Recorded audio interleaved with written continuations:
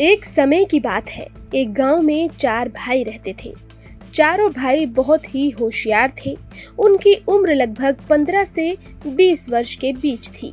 एक बार चारों अपने मामा के घर दूसरे गांव जा रहे थे। रास्ते में उन्हें एक ऊंट के पैरों के निशान दिखाई दिए।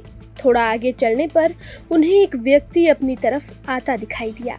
जब व्यक्ति उनके पास आया तो उसने चारों भाइयों से पूछा, मेरा ऊंट कहीं खो गया है, क्या तुम्हें आसपास कहीं ऊंट दिखाई दिया? चारों भाइयों में सबसे बड़े भाई ने पूछा, क्या ऊंट का एक पैर टूटा है?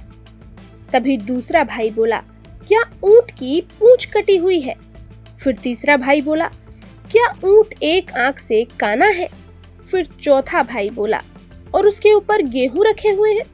बच्चों की बात सुनकर ऊंट के मालिक को लगा कि अवश्य ही इन बच्चों ने उसके ऊंट को देखा है। उसने झट से बच्चों से पूछा, बच्चों बतलाओ मेरा ऊंट कहाँ है? तभी चारों ने उत्तर दिया, हमने ऊंट नहीं देखा। बच्चों की बात सुनकर ऊंट का मालिक बोला, अगर तुमने ऊंट नहीं देखा तो तुम्हें कैसे मालूम कि ऊंट लंगड़ा, काना, पूंछ कटी हुई है और उसके ऊपर अनाज रखा हुआ है? फिर भी चारों भाई यही बोलते रहे कि हमने तुम्हारा ऊंट नहीं देखा। ऊंट के मालिक को चारों भाइयों पर शक हुआ कि इन्हीं ने ऊंट चुराया है।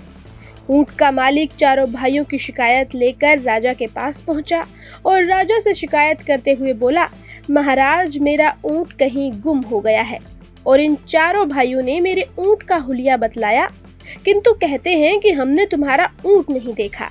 मुझे शक है कि इन चारों ने ही मेरा ऊंट चुराया है। राजा ने चारों भाइयों से पूछताछ की, जब तुमने ऊंट देखा ही नहीं तो तुम्हें कैसे पता कि ऊंट का हुलिया कैसा है? तभी सबसे बड़ा भाई बोला, महाराज हम जहां से जा रहे थे उस रास्ते पर ऊंट के पैरों के निशान थे। एक पैर के निशान कुछ उभरे हुए थे, बाकी 3 पैरों के निशान गहरे थे। इसका मतलब है कि ऊंट का एक पैर टूटा हुआ था, जिसके कारण उसके उभरे हुए निशान बन रहे थे।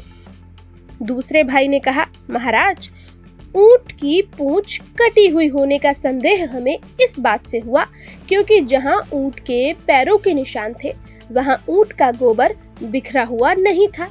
इसका मतलब साफ था कि ऊंट की पूंछ कटी हुई है, इसी कारण गोबर पूंछ से नहीं टकराया और सीधा जमीन पर गिरा। फिर राजा ने तीसरे भाई से पूछा तो उसने कहा, महाराज ऊंट जहां से जा रहा था वहां एक तरफ घास तो ऊंट ने खाई थी, जिसके कारण वहां घास नहीं थी, और जिस तरफ ऊंट की आंख खराब थी वहां उसे दिखाई नहीं दे रहा था। इसका मतलब साफ है कि उस ऊंट ने उस जगह से घास नहीं खाई थी, वहां की घास हरी थी, इसीलिए हमने अंदाजा लगाया कि ऊंट काना है। फिर चौथा भाई बोला, महाराज जिस रास्ते से ऊंट जा रहा था उस रास्ते पर गेहूं के दाने बिखरे हुए थे, इसीलिए मैंने कहा कि ऊंट के ऊपर अनाज रखा हुआ है, किंतु हमने इनका ऊंट नहीं देखा है। चारों के उत्तर सुनकर महाराज उनकी बुद्धिमत्ता पर बहुत प्रसन्न हुए और राजा ने चारों भाइयों को अपने सलाहकार मंडल में जगह दे दी।